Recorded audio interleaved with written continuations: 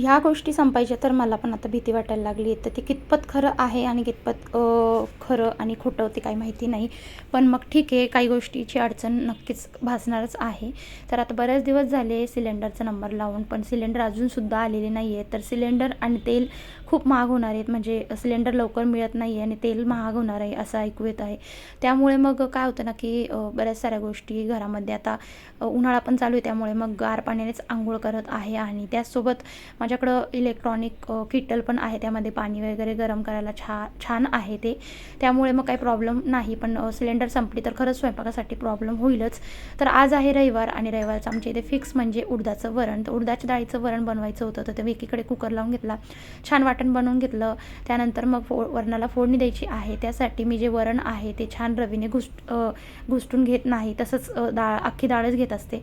त्यानंतर जे वाटण आहे ते छान फ्राय केलं मोहरीमध्ये. टाकताना थोडे जिरे वाटण करूनच घ्यायचे. त्यानंतर पाणी वगैरे घातलं, मीठ घातलं आणि अशा पद्धतीने फोडणी दिली. फोडणी एकीकडे दिली, त्यापर्यंत म्हटलं चला आता पोळ्या बनवून. तर असा होता आजचा काहीसा रुटीन. चला भेटते, बाय.